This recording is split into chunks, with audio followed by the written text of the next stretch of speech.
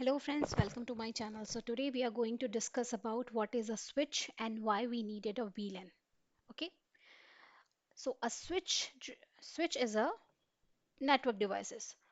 So in our CCNA basic हमें start करना पड़ता है कौन सा लेयर 2 डिवाइस है, लेयर 3 डिवाइस है, ओएसआई मॉडल क्या है। तो ये स्विच जो है बहुत बेसिक सा है जहाँ से हम स्टार्ट करते हैं, क्योंकि कोई भी टोपोलॉजी बनाने से पहले, कोई भी इन्वायरमेंट को समझने से पहले, पैकेट्स को समझने से पहले कौन से नेटवर्क डिवाइसेस को यूज़ हो रहे हैं वो हमें समझना बहुत ज़रूरी है, और उस डिवाइस का काम क्या होता है वो समझना हमें बहुत ज़रूरी है। तो हम स्टार्ट करते हैं स्विच के साथ। Network switch is a device that connects multiple devices like computer, printer, server. हमारे इन्वायरमेंट में जितने भी एंड डिवाइसेस होते हैं, जितने भी एंड डिवाइसेस हम देते हैं, वो सारे एंड डिवाइसेस जो होते हैं वो स्विच के इंटरफेस से ही कनेक्टेड होते हैं। और स्विच जो होता है एक लेयर 2 डिवाइस होता है जो कि मैक एड्रेस पे काम करता है, जो कि मैक एड्रेस को फॉरवर्ड करता है, ठीक है, और रिड्यूस करता है नेटवर्क कोलिजन को। अब यहाँ पे हम क्या कह सकते हैं, पहले हमारे पास हब होता था लेयर 2 डिवाइसेस के लिए, लेकिन अब हम जो है स्विच यूज करते हैं, क्योंकि स्विच जो होता है एक ब्रॉडकास्ट डोमेन है जिसमें कॉलिजन जो होता है, कॉलिजन डिटेक्शन का मैकेनिज्म होता है, और रिड्यूस नेटवर्क कॉलिजन। हब में क्या होता था, एक पीसी डेटा भेज रहा है, दूसरा पीसी भी डेटा भेज रहा है, दोनों एक साथ भेज रहे हैं, पैकेट की टक्कर हो जाती थी, एक पैकेट जाता था दूसरा नहीं हो जाता था, बट स्विच में वो ओवरकम हुआ और यहाँ पे फास्टर एंड मोर एफिशिएंट हुआ compare to hub which sends data to all devices. Okay, like example, if PC1 sends to data to PC3, okay, let's like example, हम यहाँ पे लेते हैं, मान लो ये हमारे पास एक स्विच है, ठीक है। स्विच में यहाँ पे बहुत सारे इंटरफेसेस कनेक्टेड है, depends on like a switch के मॉडल इंटरफेसेस होते हैं, ठीक है। मॉडल हम स्विच के में बाद में देखेंगे। मान लो यहाँ पे ये PC1 है और ये मान लो PC3 है, ठीक है। PC1 wants to send data to PC3. The switch forward the data only to PC3 when VLAN is there. पर अभी हम VLAN के बारे में बात नहीं करेंगे, अभी हम VLAN के बारे में बात इसके बाद में करेंगे, क्योंकि स्विच जो होता है जब तक ये VLAN में नहीं है, ये सारे पैकेट जो होता है, ये पैकेट जो होता है सारे डिवाइसेस को भेजता है, क्योंकि स्विच जो होता है ब्रॉडकास्टिंग करता है। स्विच जो होता है ब्रॉडकास्टिंग करता है, स्विच एक पैकेट को सारे डिवाइस को भेजता है जब तक हम उसको ब्रेक नहीं करते उसके ब्रॉडकास्ट को। उसके बारे में हम नेक्स्ट स्लाइड में पढ़ेंगे, ठीक है। How a switch works: learns MAC address from incoming frames, stores MAC address in a MAC table, forward frames only to destination port unicast, broadcast only when destination unknown, when they don't know they are just doing the broadcasting. अब हमारे पास आता है VLAN। VLAN क्या होता है? Virtual local area network, logically divided one physical switch into multiple network. Each VLAN is a separate broadcast domain, improve network management and security. वही हम यहाँ पे बात कर रहे थे कि हमारे पास मान लो ये एक स्विच है। मान लो हम एक एग्जांपल लेते हैं कि हमारे इन्वायरमेंट में बहुत सारे डिपार्टमेंट है, हमारे इन्वायरमेंट में हमारे इन्वायरमेंट में मान लो यहाँ पे HR डिपार्टमेंट है, ठीक है। उसके बाद फिनेंस का डिपार्टमेंट है, उसके बाद मैनेजमेंट का डिपार्टमेंट है, और टेक्निकल का डिपार्टमेंट है। तो क्या हम चार अलग अलग स्विच लेंगे HR के डिपार्टमेंट को कनेक्ट करने के लिए, फिनेंस को कनेक्ट करने के लिए, मैनेजमेंट को कनेक्ट करने के लिए, और बहुत सारे? ऐसे में तो ये बहुत कॉस्टली पड़ जाएगा अगर हम ऐसे अलग अलग स्विच लेते जाएंगे, और अलग अलग हम, और डिजाइनिंग भी उतनी अच्छी से बनेगी नहीं, जगह भी उतनी चाहिए सारे डिवाइसेस को रखने के लिए। तो अभी हम क्या करते हैं, यहाँ पे तब टर्म्स आते हैं VLAN के, तब हमारे पास आती है बारी VLAN की, कि VLAN जो होता है, VLAN ब्रेक्स दी ब्रॉडकास्ट डोमेन। तो जब हम यहाँ पे स्विच लेते हैं, ये मान लो मेरा ये स्विच है, और ये मेरे मान लो स्विच के ये जो है सारे, एक इंटरफेस, दो, तीन, चार, पाँच, छ। अगर मैं इन दोनों इंटरफेसेस को VLAN 10 में रखती हूँ, इन दोनों इंटरफेस को VLAN 20 में रखती हूँ, और इन दोनों इंटरफेस को VLAN 30 में रखती हूँ, तो they become the separate they become the separate switch, we can say. Physically this is one, but logically it is divided. Logically it is divided, so VLAN makes them behave as if they are on separate networks. So though they looks like they all are in separate networks. So earlier what happened, so earlier if the, like a switches is there, if all it's connected, all devices are connected, but there is no VLAN, they are in broadcast network. If PC1 wants to communicate with the other PC and they are in same network, they can, but here it will not happen.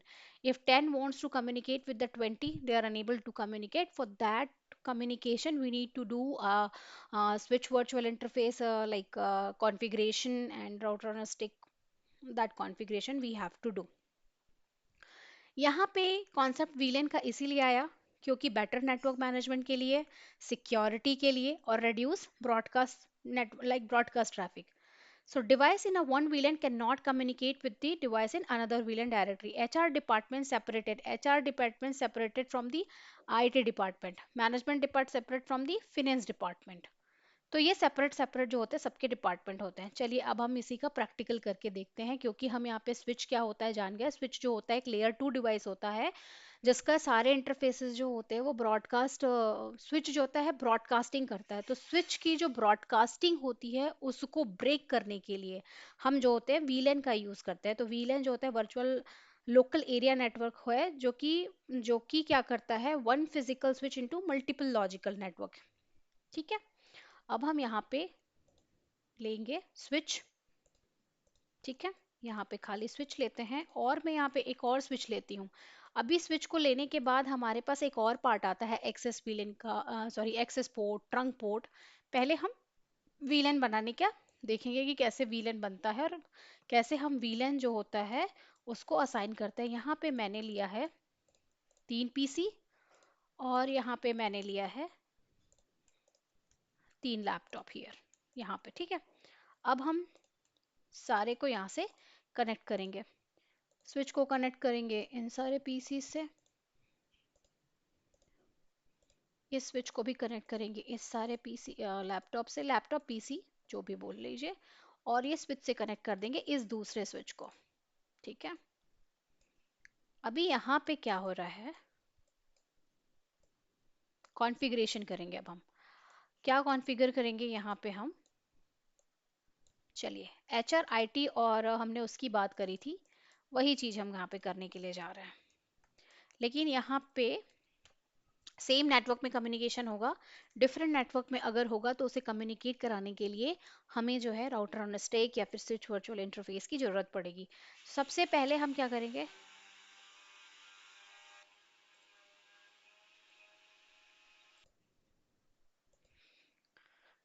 हम यहाँ पे आ गए। हम सबसे पहले बनाएंगे VLAN 10।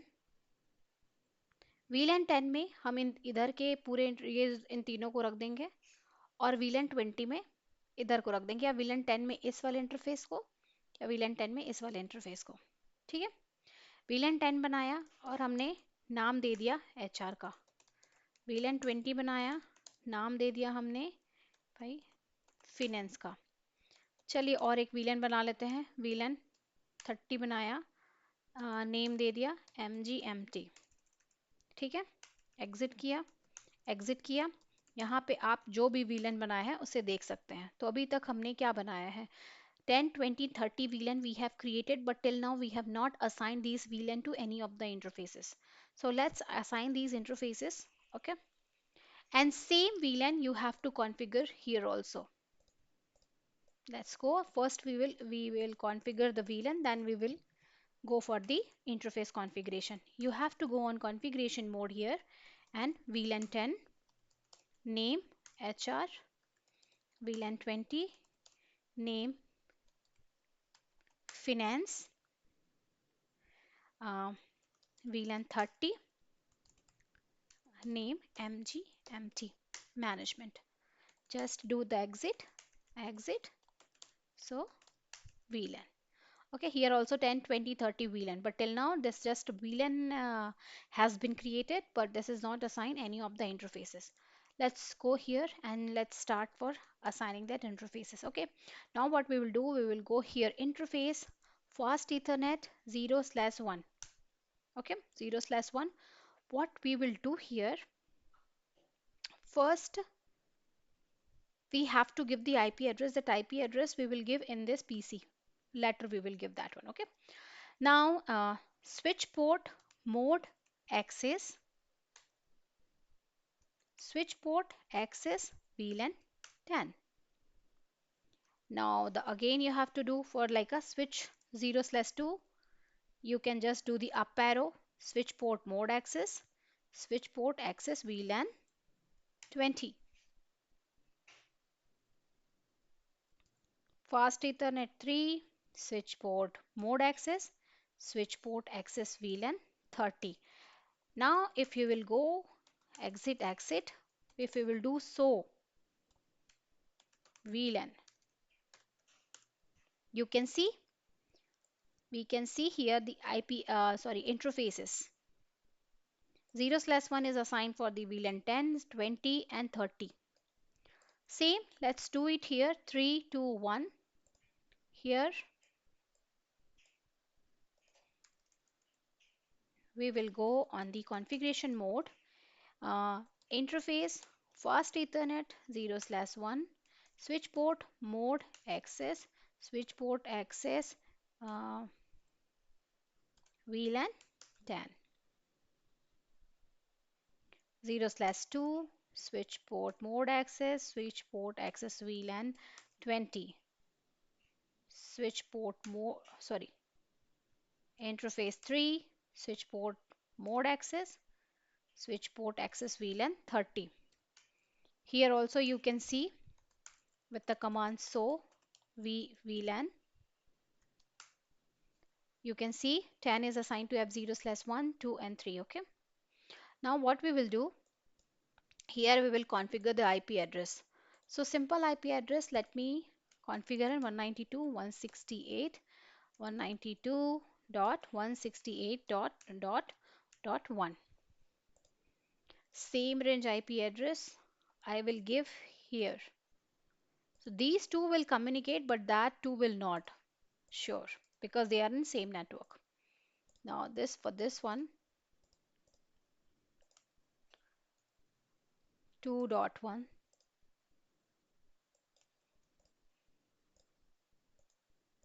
2.1 will communicate with the 2.2 and 3.1. 3.1. Let's go here and just to give the IP address here, 3.2. Okay. Now we have like created access port. The switch is connected with the end devices. That port is access port. So here one is the access port and another is a trunk port. Access port, it means carry the single VLAN. Access port here, if we will go here and we will see here here they have not tell the what is the access port and what is the trunk port. So trunk port carry all the VLANs, access port carry only one VLAN.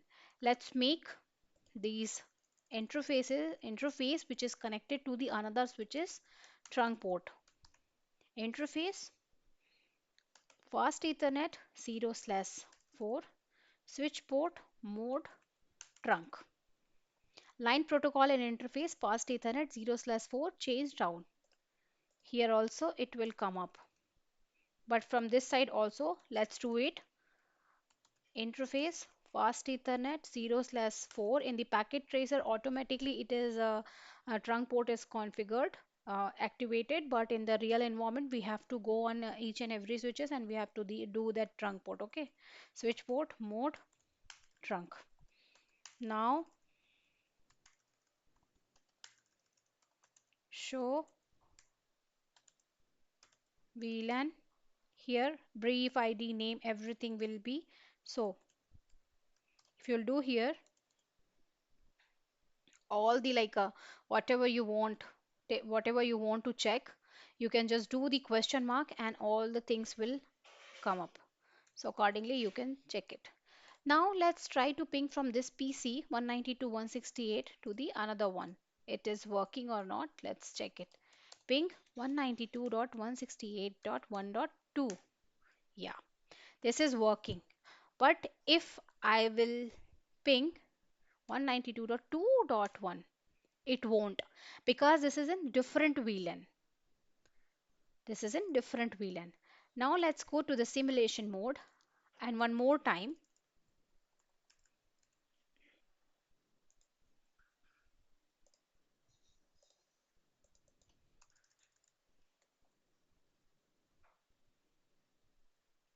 Let's go to the simulation mode, and one more time let's hit this one. Okay, so this is the packet generate. ICMP packet generated first. It will go to the switch. अभी यहाँ पे switch जो होता है वो सबको broadcast नहीं करेगा, क्योंकि हमने ब्रॉडकास्ट को ब्रेक कर दिया वीलन बना के यहाँ पे, ठीक है। अभी ये वाला जो पैकेट आया है यहाँ पे आईसीएमपी और आरप का,